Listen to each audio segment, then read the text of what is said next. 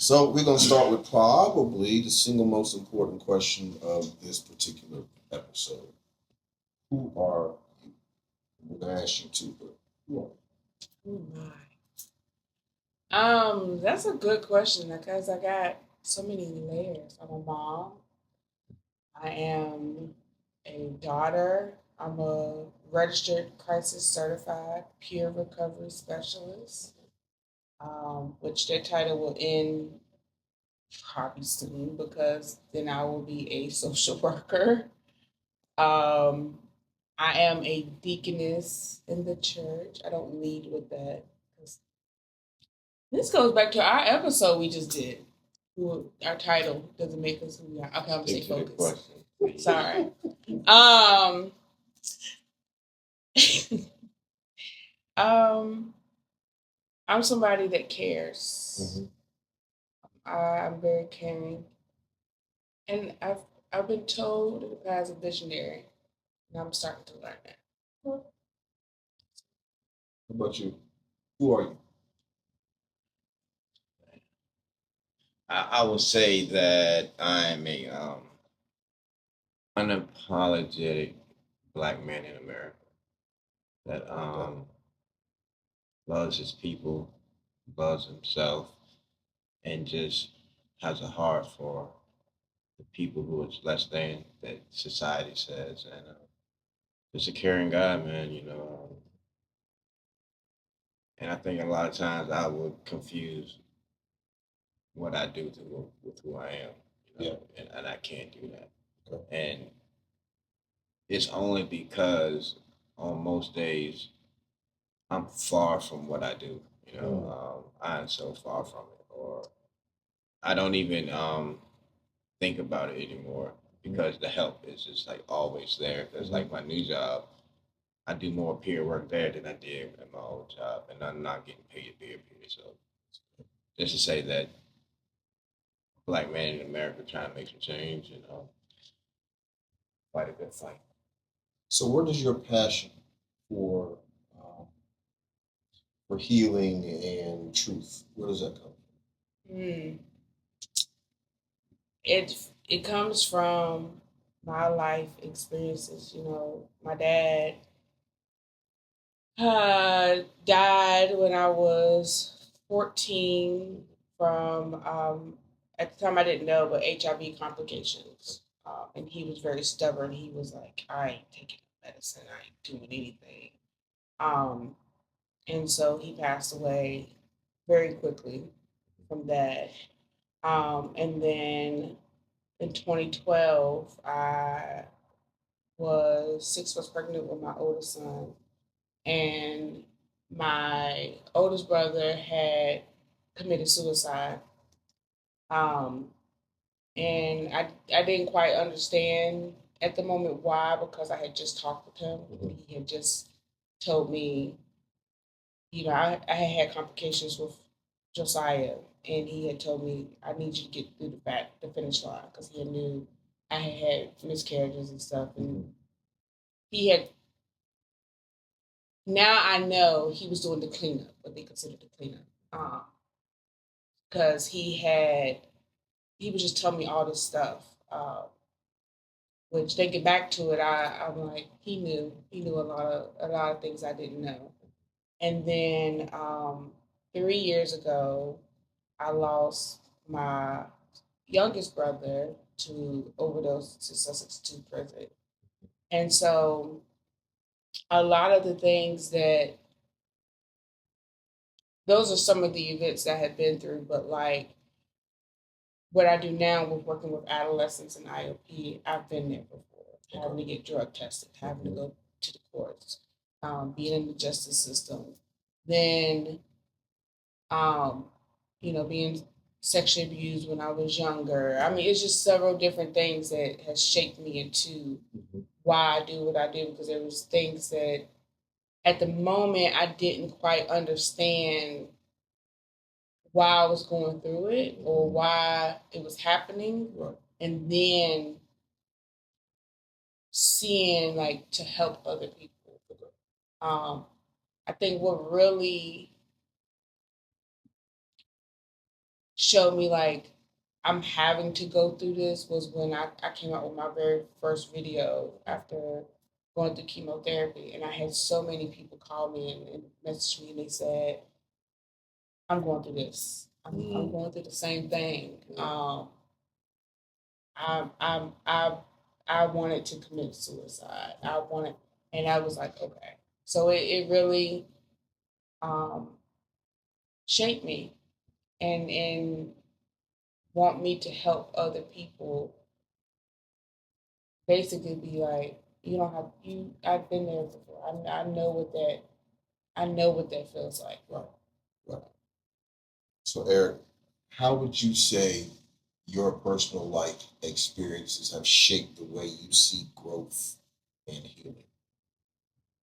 All right. I was, for the first 13 years of my life, I was raised in the projects. Okay. Then my mom moved into an all white neighborhood, and my life changed. Okay. All my friends that were black became white, and all my friends that were black, once I started hanging with the white guys, turned it back on me. And it was the nickname white boy and all that stuff. You know, there comes with that because the things I used to like, I no longer like because of my environment. And started listening, you know, heavy metal, riding bikes and stuff like that. And not knowing how to deal with being, I guess you could say, being bullied to a certain extent, I turned to the drugs early, drinking and smoking weed and stuff. And that shifted my whole perspective, I believe, at that moment, because the world that I saw, I no longer saw it anymore. And I started seeing things from a different lens. Like my best friend, Jamie, his mom, he's a white kid. He was a white kid. His mom loved me just like my mom loved me, you know. Because I remember one time I was in the police was messing with us, and out of all the people, they arrested me. And she went and opened the back door and said, "Get out, you know, go home." And I was like, "Whoa," you know what I mean? And then, you know, not knowing how to, I guess, adjust in my own skin and be who I really wanted to be because of being judged. I wore a mask for so long, man, you know. And then when I got to the point where I didn't care, I started living my life and just doing what I felt like I wanted to do for me, you know. And then it just changed how everything around me changed to make me who I am. You know, all the pain and all the ups and downs and like dating women in their 30s and I'm 15 and 16, you know, going to jail, going to prison, ODing, my uncle giving me heroin, taking LSD in school, whatever. You know, it's just like all those situations where they're not good situations, but it had to make me the person I am, you know. And to be completely honest, as bad as it was, I wouldn't change a thing about it because I say if I change one thing, I change who I am. You know, and I think it has made me more aware and me more willing to listen to other people going through what they're going through. Because it's a hell of a feeling when you feel like you're alone and you're hopeless. You know, and I seen my mom get abused by her boyfriend one time. I was like 8 years old and I couldn't help her. And every time I feel hopeless, that plays in my head. And I feel like everything happens for a reason, you know. And you know, it made me so that I care for people. Um, I don't abuse women, you know. I don't abuse kids, you know. I don't verbal or physical abuse nobody. You know, I don't try to make nobody feel less than because I know how that feel. Even with people like that I don't like, I still wouldn't do it. You know, I refuse to allow a person to make me someone who I'm not, you know.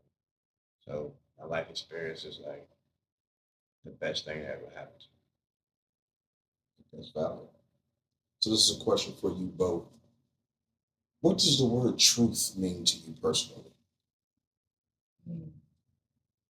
It's I feel like it's the realest of the real. It's who you are, whether it's good or bad. Um, it the facts is like the facts is there. Mm-hmm. You can't deviate from the truth. There's a saying that says, the truth don't need a kickstand; it can stand up by itself. Um, and it always goes back to darkness and light for me, because the truth will shine. It may take a little longer, but once it does, it can't go back to the darkness, you know.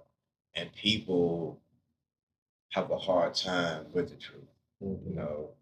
And sometimes I do too because of feeling not I don't want to hurt somebody else, you know. It isn't the consequence of the actions that may come from it. It's just that are they ready for it, you know? Because I sometimes I be questioning myself like, do you really want to know about certain stuff? Because once the blind is gone, you can't go understand it. You know, like once you know, you can't go back unknowing. Mm-hmm. So, but I do know the truth will set you free, man, regardless of how it looks. You know what I'm saying? That's true. And most time the truth is better than telling a lie because it's less painful and you can get to work on it. You know, regardless of where you at with it. Because if you tell a lie about it, you can't come back from it. But I do have a problem with it's not telling the truth. It's a problem with leaving out a lot of information. You know, people can still consider me telling a lie, but I'm not lying. I'm just not telling you everything. Right. Right. You know, and it makes it seem like I'm lying. Right. But omitting just a few things that would alter the story. I don't know which way, but it's like I'm not gonna volunteer this information if I don't have to. Right. But then they find out about it and like, why you ain't tell me? It's like I didn't think it was important. Right. Right. I think you still got the gist of the story without me giving you that. And it is not for to be malice or vindictive. It's just to be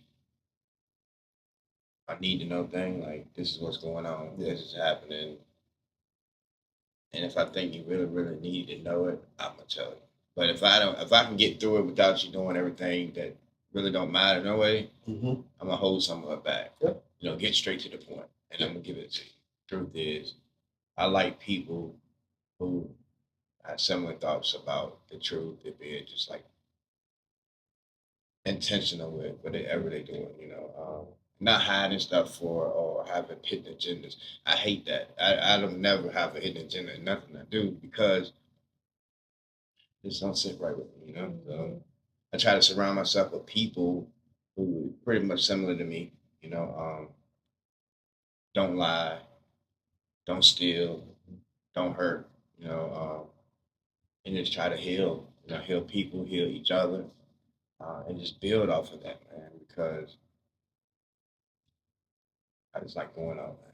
Yeah, that makes sense. What problem would you say this podcast exists to solve? I would say it would be what's in the title, exposing the truth, and allowing a space for people to speak their truth without being judged and have a place to heal. A lot of people don't have that space or place to heal and not have a platform that they can authentically be themselves.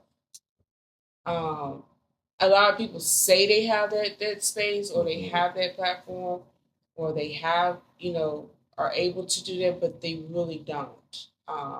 Because I think one of the great things that we do allow is you don't have to be on camera if you don't want to be on camera. And you can speak your truth without being judged. You don't even have to. We don't even have to put your name out there. You can tell us your name is Bubbles. Well, Bubbles, tell us about what happened, and still be able to speak that and be able to heal without being judged. Okay. I think the problem most of the time is people getting misinformation, not giving the information that's going to allow them to heal, to grow, to change. And most of the time, you hear stuff that it's about people, but it's not about me. You know, I can see the thin line between when somebody's talking about a subject and I'm not involved in it. You know, because it has nothing to do with color. It has something to do with choices people like me have made. You know, so when we all are in the room, there's no color there. It's a bunch of issues that we have the answers for, but no one wants to listen to us. You know, because most of the time these people have gone to all these colleges and got this book knowledge, but everybody in that room has lived through everything that they're talking about and can give them the right information to help somebody else. So me personally, I'm trying to be the person that if you have a problem, you can reach out. You know, if you see me somewhere and you want to talk, pull up on me. You know, I just want to be dependable, and I just want this to be a safe place. So, in this day and age where subject matter such as what you're going to cover on the podcast is often strayed away from, people kind of tippy toe around the truth as it is. What is it about it that makes you feel or realize that these conversations are important to have? Because so many people don't want to have these conversations where you're giving people that safe space to say, hey, this is your platform. Like, let it talk, let it out. What about it makes you say, it's necessary that we have these conversations and not stray away like most of society does, just like brush that off to the side. We're not going to touch that. But why? I would have to say, and I can say for the both of us, and correct me if I'm wrong, we don't mind pushing the envelope. Okay. I've always, especially me, like if it's something where someone is kind of like, I don't want to touch this subject. Well, I'm gonna touch the subject, and we can talk about it. And at the end of the day, I'm gonna do it in a tactful way. Right. But I think there's so many people saying they want to make a difference, but they don't want to deal with the repercussions of coming from that. I don't care if you don't like me because I'm talking about the subjects that we're talking about: recovery, sexual abuse, addiction, whatever. I don't care if you don't like me. That sounds like you got something that you might want to deal with, and you need to deal with. It takes me back to kind of like the Black household, where it's like what happens in this house stays in this house. We gotta stop getting out and doing that because there's stuff going on in the house that is causing problems with people, and they're not healing. And then they get out into the world and they don't know how to communicate, or they don't know how to express their feelings. They don't know how to say, what you did or what you said to me bothered me, because everything y'all did going on in the household stayed in the household. So I think what makes us unique is that we don't care what you feel or what you think about what we're talking about. You can either press play or you can keep scrolling. And I say that respectfully because I'm not in the business of people pleasing. I did that for years, where it was like, I don't want to do this, I don't want to do that because it's going to hurt somebody's feelings. I really don't care about your feelings at this point. When I have people that I literally see on a day-to-day basis that are suffering. I work with kids that are suffering.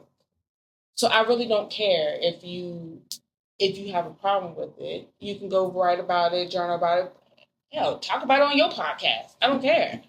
But when I have people that's suffering and I get the reports of who then committed suicide, who's in the hospital because of they are going through psychosis, or children trying to jump off buildings and stuff, I don't really care. So I think that's what makes us unique, is because we don't care about how you feel about what we're talking about. You can either press play or keep it moving.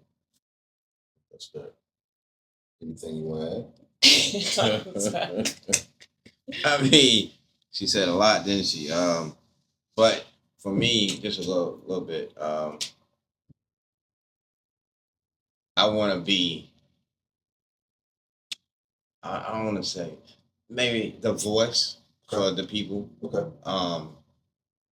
Especially for men that are afraid to be vulnerable, be transparent, and tell the whole world, like, this is what happened to me. This is what's going on. This is what I had to do. You know, because a lot of times we're afraid of being judged. Then you got shame and guilt, all that plays a part. Of course. And there's a lot to work through, man. It's not an easy process. I go to therapy, and I say that like because a lot of black men would not go to therapy because of men don't supposed to cry, right? All that wild stuff that we were taught. Yep, that's what we were raised. Until you find yourself backed up in a corner, not knowing what to do, thinking it's easier to take your life than to live, And this is crazy because one day, and then in my madness, man, I'm walking down the street. I get to a bridge, and I look over the bridge, and I wanted to jump. I really wanted to jump. And the only reason I didn't jump is because I thought about my mom, right?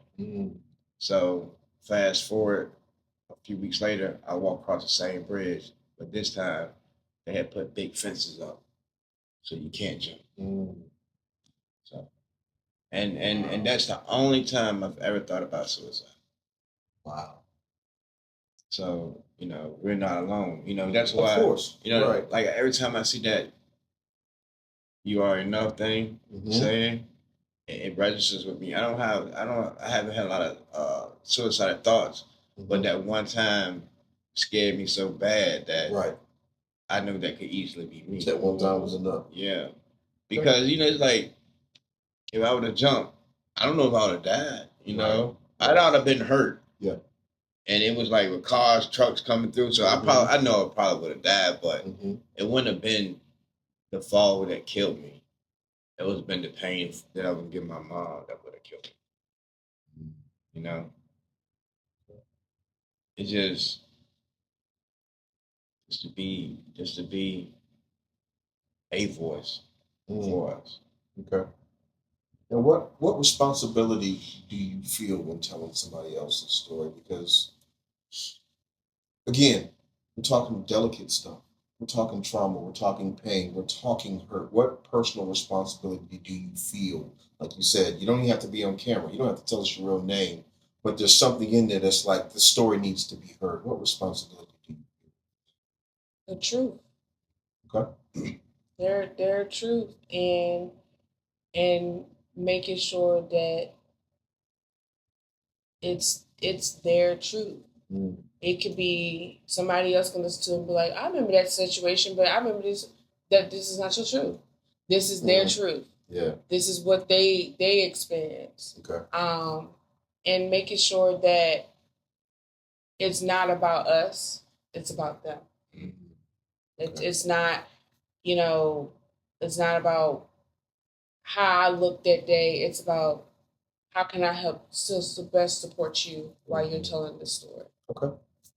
What do you hope people get from this? Maybe not even folks that are giving their story, but a casual viewer that sits down and just comes across an episode of yours and they're like, seems interesting. What do you hope they gather from these stories of truth, these stories of, What they should get is, I hope, that anything is possible. You know. Okay. 3 years ago, I came up here to rehab with a backpack, a suitcase, and 2 pairs of sneakers. Okay. No job, facing 20 years in prison. Coming from being homeless, strung out, to coming up almost 3 years clean, meeting great people, having a business partner. You know, she's helped. She saw something in me when I was in treatment that I didn't see. You know, because she had got me to start mentoring kids. Yeah. And that was spun all this out. And it's just, man, if you give up, you never know. So true. You know, and it's just it'd be so sometimes emotional for me. Like I'd be in the car going to work, whatever, and I just start crying because I remember a time where I would be walking down the street 3, 4, 5 o'clock in the morning, and it's 15 degrees below zero or whatever, and aimlessly not knowing where I was going. Yeah. You know, and I got purpose now. Yeah. You know, and you know, a purpose-driven life is something that I didn't think that I would ever have. So if a person sees this, and they don't have to be a drug addict, they don't have to have a mental issue. They just got to have a problem with what they can do, and hopefully we can inspire just one person.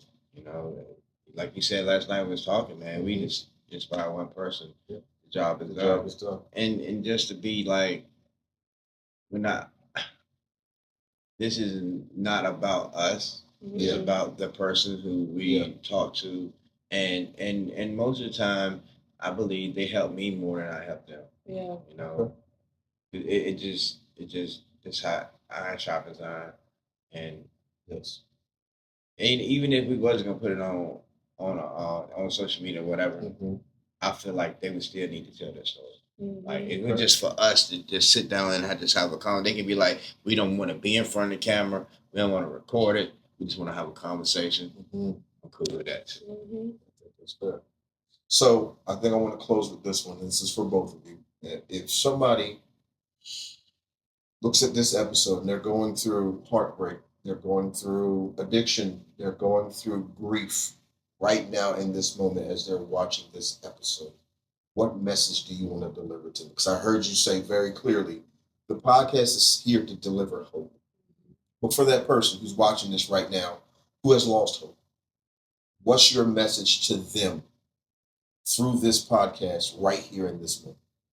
I would have to say, don't give up. Do not.